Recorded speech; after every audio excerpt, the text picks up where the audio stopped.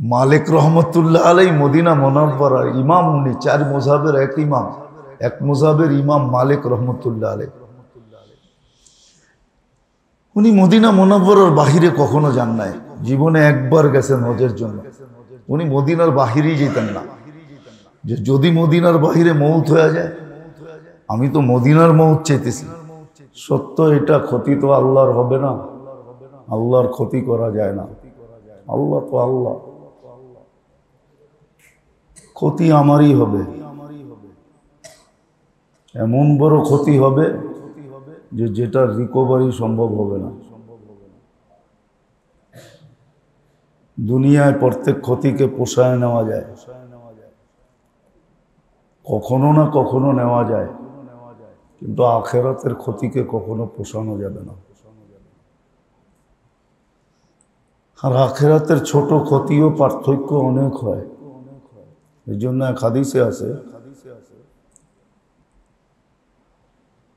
যে দুনিয়াতে একবার সুবহানাল্লাহ বেশি পড়ছে আর যে একবার কম পড়ছে, তার ভিতরে এত দূরত্ব হবে যেটা এই মানুষের ছোট ব্রেনে আনা সম্ভব না। উদাহরণ দিলে বোঝা যায় কিনা দেখি। জান্নাতে এক সময় সুমধুর আওয়াজ উঠবে, আওয়াজের উপরে জান্নাতি বাহির হয়ে চলে আসবে, জিজ্ঞাসা করবে এই সুমধুর আওয়াজ কোত্থেকে? বলবে তোমার উপরের জান্নাত থেকে। বলবে কোনো প্রোগ্রাম? বলবে না, শুধু স্বামী স্ত্রী খাটে বসা করতেছে। এদের পাশ পরিবর্তন করার কারণে খাটের থেকে এই সুমধুর আওয়াজ বাহির হইতেছে। তো জিজ্ঞাসা করবে সে এত বড় মর্যাদা পাইল কি করে? বলবে জাদা বিকা সুবহানাল্লাহ মাররাতান ওয়াহিদা। হিসাব কিতাবে তোমার থেকে একবার বেশি সুবহানাল্লাহ পড়ছে দুনিয়াতে। আখিরাতের দূরত্বটা অনেক লম্বা, কিন্তু যদিও আমরা ছোট মনে করি।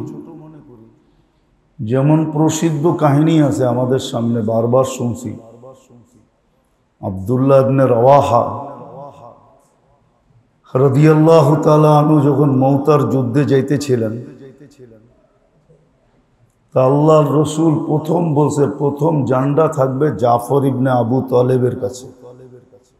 সে যদি শহীদ হয়ে যায় তো সাইদ ইবনে হারেসার কাছে, সেও যদি শহীদ হয়ে যায় তাহলে আব্দুল্লাহ ইবনে রওয়াহার কাছে, সেও যদি শহীদ হয়ে যায় তো তোমরা একজনকে বানায় নিও, সেনা প্রধান বানায় নিও, আমির বানায় নিও।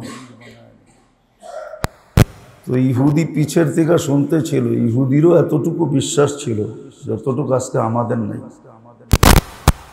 রাখবেন না, আমাদের নবীর কথার উপরে আমাদের এতটুকু বিশ্বাস নাই। যদিও আমরা সুপারিশের আকাঙ্ক্ষী, যে ওনার সুপারিশ কিয়ামতের দিন চাই। আপনার যখন বিশ্বাসই নেই, আপনি সুপারিশ দিয়ে কি করবেন? বিশ্বাস এতটুকু ছিল ইহুদিদের পর্যন্ত। তো ইহুদি পিছের থেকে বলতেছিল তিনজনের একজনও ফিরে আসবে না। ওনারও জানতেন আমরা ফিরে আসবো না, নইলে চতুর্থ জনের কথা বলতেন না। আর আল্লাহর রসুল যা বলে সত্য বলে, সাদিকুল মাসদুক, ওমা ইয়ান্তিকু আনিল হাওয়া ইন হুয়া ইল্লা ওয়াহয়ুন ইউহা। কোনো কথা নিজের থেকে ব্যক্ত করেন না যতক্ষণ পর্যন্ত উপর থেকে মেসেজ না আসে। এই জন্যই তো উনি মেসেঞ্জার। মেসেজ আসে দেখেই তো মেসেঞ্জার। আব্দুল্লাহ ইবনে রওয়াহা উনি নতুন বিয়ে করছিলেন। ওনার কাছে সবচেয়ে দ্রুতগামী ঘোড়া ছিল। আরবের ঘোড়া ঘন্টায় 70 কিলোমিটার চলে। হ্যাঁ, ঢাকাইতে পারলে ঘন্টায় 70 কিলোমিটার, 60 থেকে 70 এরকম ঘোড়া ওনার কাছে ছিল। উনি বলছে ফিরা তো আসবো না। আর আল্লাহর জুমার দিন সবাই চলে গেল, আমার ধরতে সময় লাগবে না। বিদায় উনি ঘরে গেছে। তো স্ত্রী এরকম কবিতা শোনায়া দিছেন, উনি শুনা লাড্ডু হয়ে গেছেন। ও স্ত্রী ওনাকে এরকম ঈর্ষা দিছেন এরকম কবিতার মাধ্যমে যে তুমি ফিরে আসলে কেন? জান্নাতে তো আল্লাহ ব্যবস্থা রাখছিলই, ওইদিকে গেলে আবার হারায় যাবো। যারা আজকে ঘরে থাকার সুযোগ কম পায় আল্লাহর জন্য, আল্লাহ জান্নাতে যাওয়ার পরে এদেরকে 500 বছর একসাথে রাখবে, 1 সেকেন্ডের জন্য সরতে দিবে না। বলবে দুনিয়াতে তো তুমি আমার জন্য সময় দিতে পারো না, আগে ওইটার রিকভারি করো। 500 বছর স্বামী স্ত্রীকে একসাথে রাখবে। যেমন নতুন জামাই শ্বশুর বাড়ি গেলে, নতুন জামাই ফিরতি যায় না, ফিরতি তো দাদি নানি কামরার ভিতরে বন্ধ করে দেয় দুজনরে, যে থাক একসাথে, টাইমলি খাওয়া আমরা পাঠাইতে থাকবো, ঠিক না? মনে হয় আপনাকে এরকম হয়তো নাই, বিয়ে শাদী করেন নাই, করতে হবে, ঠিক না? এরকমই জান্নাতে বন্দি রাখবে 500 বছর। তো বিবির কাছ থেকে বিদায় নিয়ে চলে আসছে জুমা পড়তে। আল্লাহ রসুল দেখা বলছে, আব্দুল্লাহ তুমি এখানে? জামাত তো চলে গেছে। বলছে ইয়া রাসূলুল্লাহ, ফিরা তো আসবো না, জুমার দিন দ্রুতগামী ঘোড়া, আমি এদেরকে ধরে ফেলবো। ভাবলাম আপনার পিছনে শেষ জুমাটা পড়া যাই। তো বলছে ওরা কত দূর আগে গেছে? আধা বেলা। আধা বেলা? বেলা শেষ না হইতে না হইতে আমি ওদেরকে ধরে ফেলবো।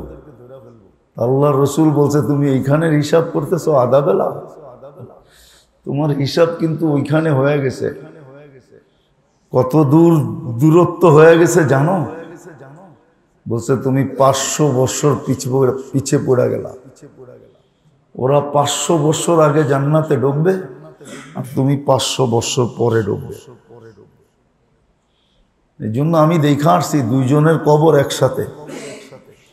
জাফর ইবনে জর্ডানে আছে জাফর ইবনে আবু তালেব আর সাইদ ইবনে হারেসা, দুইজনের কবর বিলকুল পাশাপাশি একসাথে, গায়ে লাগানো। কিন্তু আব্দুল্লাহ ইবনে রওয়াহার কবর অনেক দূর, একা। এইখানেও দূরত্ব হয়ে গেছে, কবরই দূরত্ব হয়ে গেছে। তো যেটা বুঝাইতেছিলাম, হয়তো এইখানের সময়ের দূরত্ব কম হবে, কিন্তু দুনিয়ার দূরত্ব, আখেরাতের দূরত্ব অনেক লম্বা, যেটা ভাইবা চিন্তা শেষ করা যাবে না। এক সুবহানাল্লাহর দেখাইলাম, আধা বেলার দেখাইলাম, আরো এরকম 2-4-20টা দেখানো যায়। এই জন্য খুব মনোযোগ দিয়ে শুনতে হবে, যাতে দিলে গাথে, আমলের তৌফিক মিলে। দিলে গাঁথলেই আমলের তৌফিক মিলে। আর আমল যখন হবে তখন এইখানে কিছু মিলুক আর না মিলুক, ওইখানে মিলবে। আর ওইখানের মিলাটা অনেক বড় মিলবে।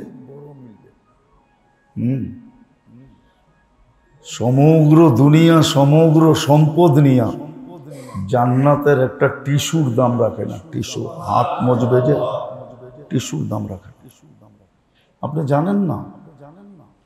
আচ্ছা বলেন তো, যেই বিবেক বুদ্ধি আমাদের এখন, এটা যদি মারপেটে দিত, আপনি কি ধারণা করতে পারতেন যে মারপেটের বাহিরে এরকম একটা জগৎ? এখানে প্লেন উড়ে, এত দামি দামি গাড়ি চলে, 12-14 লাইনের হাইওয়ে। কি ইউরোপে 14 লাইনের হাইওয়ে নাই? 12 লাইনের হাইওয়ে নাই? এরকম বিশাল ঘরে থাকবেন, আপনি কি ভাবতে পারতেন? আজকের বিবেক বুদ্ধিটাও যদি মারপেটে দিয়া দেওয়া হতো, মাইনা নিলাম, দেয় নাই, ওটার একটা কারণ ছিল। কেননা এই বর্তমান বুদ্ধিটা, বিবেকটা, ব্রেনটা যদি মারপেটে পাইতাম, তাহলে মারপেট ফাইরা বাহির হয়ে যেতাম। আপনি 10 মাস মারপেটে থাকতেন, আপনি তো ফাইরা বাহির হইতেন। মা বাঁচুক আর না বাঁচুক, আমি বাঁচি। যেখানে হাত মেলা যায় না, পাও ছড়ানো যায় না, 10 মাস টানা বৈশা, এই যে বৈশা আছি, এটা মারপেটে শিখাইছে আল্লাহ। আল্লাম তুকাল জুলু সাফি বাতনি উম্মি, আল্লাহ বলে তোকে বসা তোর মারপেটে শিখাইছি আমি। মারপেটেই তোকে বসায় রাখছে, মাত্র 3 ইঞ্চি বাহিরে, 3 ইঞ্চি।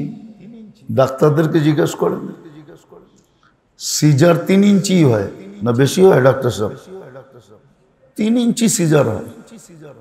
পেটটাকে 3 ইঞ্চি কাটা হয়, 3 ইঞ্চি কাটলেই বাচ্চাদানি। 3 ইঞ্চি বাহিরে তো এই জগৎটা। কিন্তু পরিপূর্ণ বিবেক বুদ্ধি দিলেও তো আপনি জানতেন না, জানতেন নাকি? যদি আজকের দৃষ্টিশক্তি দিত তাও তো জানতেন না। কেন তো আপনি তো ছিলেন জেলির ভিতরে। জেলি, জেলি চিনেন? আরে মনে হয় জেলি চিনেন না, আবার খাওয়ার জেলি মনে করেন না। গিরিশ চিনেন? গিরিশ, এই জেলির ভিতরে আপনি ছিলেন। চতুর্দিক দিয়ে জেলি ছিল, পানি বলে যেটাকে, পানি। বাচ্চা যখন বাহির হয় তো পানিটাও বাহির হয়ে যায়। সিজার করলে ডাক্তাররা পানিটা বাহির করে দেয়। আপনি তো জেলের ভিতরে ছিলেন, দৃষ্টিশক্তি দিলেও তো দেখতেন না। আজকে ঠিক এরকম আখিরাতটা বোঝা যায় না। আমরা বুঝাইতে চেষ্টা করি, আল্লাহ রসুলও চেষ্টা করছেন, আল্লাহও চেষ্টা করছেন, কিন্তু কেউ বুঝতে চায় না। কেননা মন দিয়ে শুনে না, দিলে গাঁথবে কোত্থেকে? দিলে না গাঁথলে তো আর আমল হবে না। এই জন্য দিনী কথা যত বেশি মনোযোগ দিয়ে শোনা যায়, আর আল্লাহ সত্য এটাই। আল্লাহ আমাদেরকে সবকিছু এই জন্যই দিছেন। যদিও আমাদের সবকিছু দুনিয়া গুছানোর পিছনে লাগতেছে, সবাই জানে আমি থাকবো না, তারপরও গুছানের ভঙ্গি দেখলে মনে হয় এ চিরদিন থাকবে। রাগ হয়ে গেলেন? দুনিয়া গুছানের ভঙ্গি দেখলে, একটা উদাহরণ দিই, বাংলাদেশে 400 কোটি টাকার বাড়ি আছে, আছে না? নেটে সার্চ দেন, এখন চলে আসবে। এক বাড়িতে কত? 400 কোটি। কোটি কোটি টাকার বাড়ি, এটার তো অভাবই নাই, ঠিক না? সেও জানে আমি চিরদিন থাকবো না, সেও জানে। কিন্তু তার ব্যয় করার অবস্থা দেখলে মনে হয় সে কোনোদিন যাবে না। তার বেডরুম দেখলে মনে হয় সে কোনোদিন এখান থেকে বাহির হবে না। তার বাথরুম দেখলে মনে হয় সে কোনোদিন এখান থেকে যাবে না। তার ঘরের সাজসজ্জা দেখলে মনে হয় কোনোদিন সে যাবে না, মরবি না। গাড়ি সারি, বাংলো সাংলো, তার অফিস, চলা ফিরা, কথাবার্তা, উঠা বসা, ভঙ্গি সঙ্গী, খাওয়া দাওয়া, সব দেখলে মনে হয় সে যাবেই না, মরবেই না। কি ভুল বললাম? না, মনে হয় ভুল বলছি। অথচ বিশ্বাস করে আমি মরে যাব, চলে যাব। যে জানে সে চলে যাবে, তার আবার সাজ কিসের? ঠিক না? বাংলায় মনে হয় এরকম একটা প্রবাদ বাক্য আছে, ভুলে গেছি। তার আবার সাজ কিসের?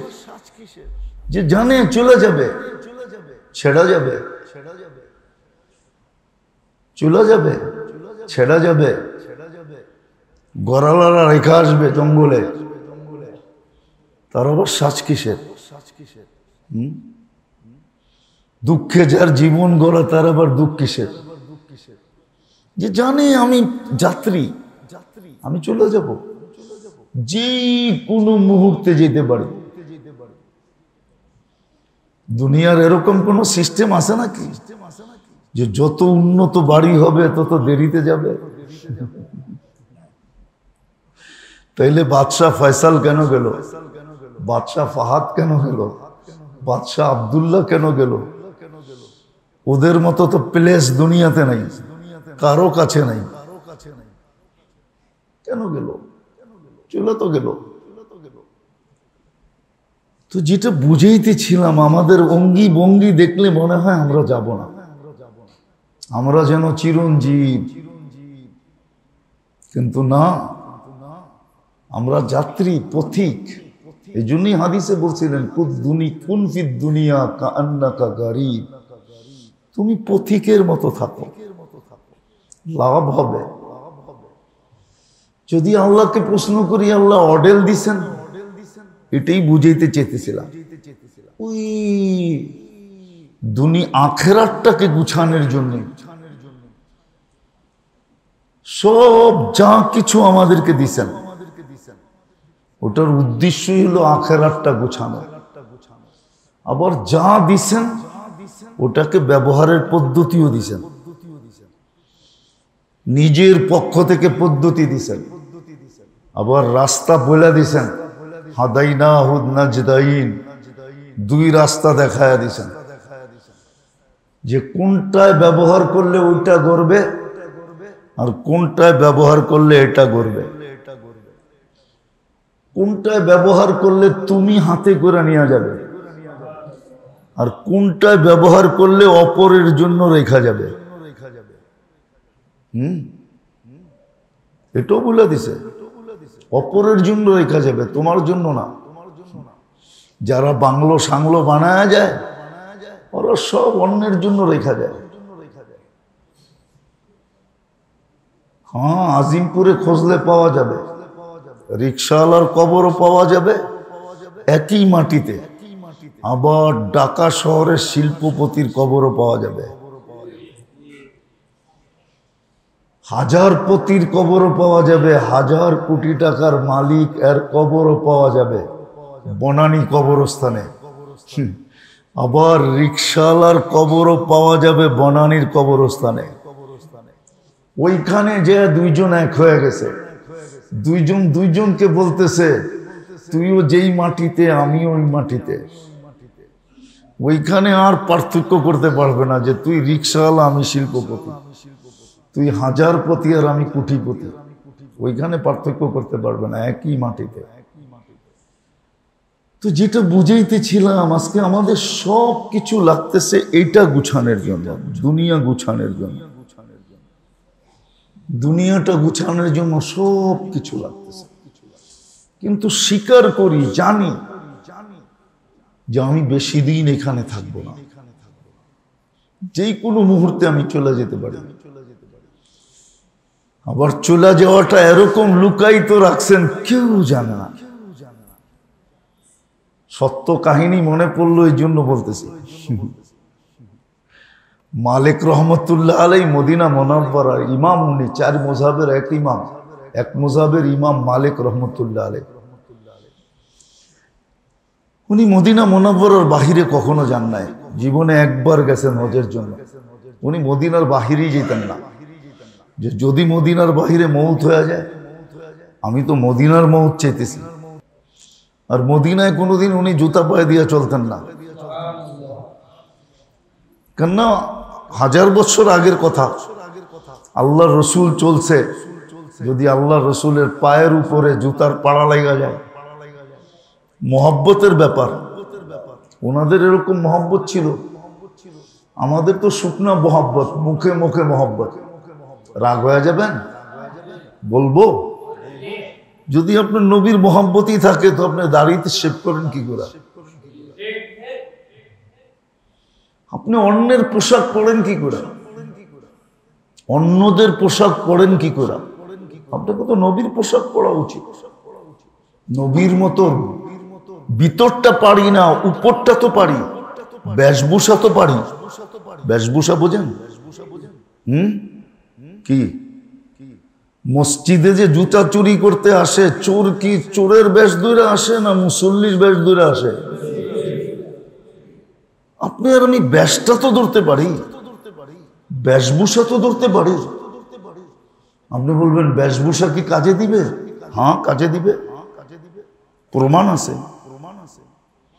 কথা অন্যদিকে চলে যাবে। মুসা আলাইহিস সালামকে সবচেয়ে বেশি ব্যঙ্গ করত এক ব্যক্তি, সামেরি নাম ছিল, কোরআনে আছে তার কথা। সবচেয়ে বেশি ব্যঙ্গ করত, ছিল ফেরাউনের লোক, কিন্তু ওর বেশভূষা ছিল মুসা আলাইহিস সালামের মতো। বাবরি, দাড়ি, জুব্বা, পাগড়ি, লাঠি, কথা বলার স্টাইল, ওইগুলো ধারণই করছিল মুসা আলাইহিস সালামকে সারাদিন বিরক্ত করার জন্য। তো ফেরাউন সহ যখন ডুবা মরছে, আল্লাহ ওকে ডুবায় নাই। ওর কারণে আবার 5,80,000 বনি ইসরায়েলকে জান দিতে হয়েছিল, শুধু ওর কারণে। ওর লম্বা কাহিনী। তো মুসা আলাইহিস সালাম বলতেছিল, আল্লাহ একে ডুবান নাই কেন? এ তো ফেরাউনের চেয়ে বেশি কষ্ট দিত আমাকে। আল্লাহ বলে, ডুবাইতে চাইছিলাম কিন্তু তোমার বেশভূষা দেখা লজ্জা লাগছে। তাহলে আল্লাহ প্রমাণ দিছে, যদি মুসা আলাইহিস সালামের বেশভূষার দ্বারা সামিরি বাঁচতে পারে ডুবার থেকে, তো দোজাহানের বাদশাহ সৈয়দুল আম্বিয়া, ইমামুল আম্বিয়া, সৈয়দুল আউয়ালিন ওয়াল আখিরিন, সৃষ্টির সর্দার, এর বেশভূষায় আপনি বাঁচবেন না? শুধু এইখানে বাঁচবেন না, ওইখানেও বাঁচবেন। আমার কাছে প্রমাণ আছে। এই উম্মতকে দাড়ি দিছে জান্নাতে যাওয়ার জন্য। বিশ্বাস হয় না? তাহলে আমি প্রমাণ দিতেছি। আগে কাহিনী দিয়ে প্রমাণ দিই, পরে হাদিস দিয়া দিব না। এক মুহাদ্দিসে জামান মারা গেছে, তো স্বপ্নে দেখার পরে জিজ্ঞাসা করছে, জামানার সবচেয়ে বড় মুহাদ্দিস, হাদিস বিশারদ, হাদিস পড়াইতো। সাথীরা জিজ্ঞাসা করছে, কি ব্যবহার হলো? দাড়ি দেখায় জান্নাতে চলে গেছি। দাড়ি দেখায়? আল্লাহর সামনে যখন দাঁড়াইছে, তো আল্লাহ জিজ্ঞাসা করছে, ওই দাড়ি পাকনা বুড়া কি নিয়ে আসছস? তখন হাদিস মনে উঠছে, বেশি কিছু আনি না, দাড়ি আনছি, দাড়ি। আল্লাহ চেতা গেছে, শুধু দাড়ি? চেতেন কেন? আপনি কি জিবরিলকে বলেন না? জিবরিল কি আমাদের নবীজিকে বলে নাই? নবীজি কি সাহাবাদেরকে বলেন নাই? সাহাবা কি আমাদেরকে বলেন নাই যে ইন্নাল্লাহা লা ইস্তাহি বি শাইবাতিন শাইয়াবা ফিল ইসলাম? যে ইসলামের ভিতরে থাকা অবস্থায়, মুসলমান অবস্থায় দাড়ি পাকায় ফেলছে, চাই একটা হোক, তার সাদা দাড়ি দেখলে আল্লাহ লজ্জা পায়। এখন তো উল্টা দেখতেছি, আপনি রাগ হয়ে যাইতেছেন দাড়ির কথা বলার কারণে। আল্লাহ হাইসা দিয়া বলছে, সবাই সত্য বলছে, আমিও সত্য বলছি, মাফ করে দিলাম, যা। দাড়ি তো এই উম্মতকে কাটার জন্য দেন নাই, দিছিলেন রাখার জন্য। জুয়িনাতির রিজাল বিল্লুহা, আল্লাহ বলে আমি পুরুষকে সাজাইছি দাড়ি দিয়া। ওয়ান্নিসা বিল মুস্তারসিল, মহিলাদেরকে সাজাইছি লম্বা লম্বা চুল দিয়া। এই জন্য আমাদের দেশে আগে মেয়ে দেখতে গেলে চুলও দেখতো, যে এটার চুল লম্বা না খাটো। লম্বা চুল হইলে পছন্দ করতো না, চুল লম্বা আছে, এটা সাজ। জান্নাতে নারী যতটুক লম্বা হবে, চুল এতটুক লম্বা হবে। ওই দিন দেখবেন লম্বা চুলের পাহাড় কিরকম, পাহাড় বোঝেন তো, সৌন্দর্য কিরকম।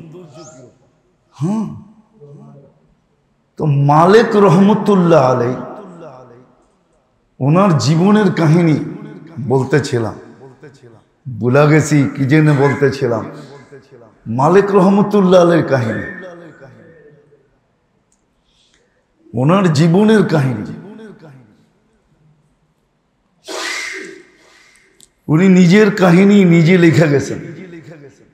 ভুলা গেছি কোন কাহিনীটা যেন বলতেছিলাম।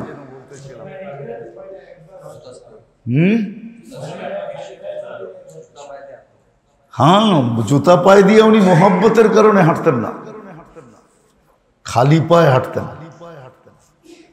আর মদিনার বাহিরে কখনো উনি যেতেন না, মদিনার বাহিরে উনি কখনো যাইতেন না। এতটুক মোহাব্বত ছিল আল্লাহ রসুলের সাথে। আমাদের কতটুক মোহাব্বত। তো যেটা বুঝাইতেছিলাম যে আল্লাহ আমাদেরকে যা কিছু দিছেন, যা দিছেন ওটার ব্যবহারের পদ্ধতি পর্যন্ত শিখিয়ে দিছেন, যেন ওইটা গুছানো হয়। এটা যেন গুছানো না হয়, এটা যেন গুছানো, ওটা যেন গুছানো হয়। এই জন্য দেহ দিছেন, এটা আল্লাহর ইহসান দিছেন আল্লাহ। ব্যবহারের পদ্ধতিও শিখাইছেন আল্লাহ। আবার লাভ আল্লাহর হবে না আমার হবে? কার? আমার লাভ হবে। এই জন্য দেহ দিছেন, দেহের ব্যবহারের পদ্ধতিও শিখাইছেন, যে দেহের অঙ্গগুলাকে তুমি কখন কিভাবে ব্যবহার করবে, যা দ্বারা তুমি ব্যবহার এইখানে করবে, লাভ ওইখানে হবে। ব্যবহার এখানে হবে, গুছানো এখানে হবে। ওটা গুছায়া যাবে,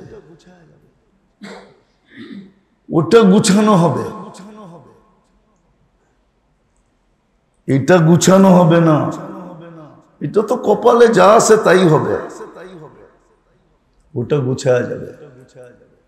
দেহের ব্যবহার শিখাইছেন, দিছেন আর ব্যবহার শিখান নাই, দেন নাই তো ব্যবহারও শিখান নাই, বরং উল্টা পুরস্কার হাতে দড়াইয়া দিছেন। আপনি দেখেন, যারা মাতৃ অন্ধ, মার পেটের থেকে অন্ধ আসছে, আল্লাহ তাদেরকে জন্ম নেওয়ার সাথে সাথে সার্টিফিকেট দড়াইয়া দিয়েছেন। মান আখাযা কারিমাতাইহি ওয়াজাবা লাহুল জান্নাহ।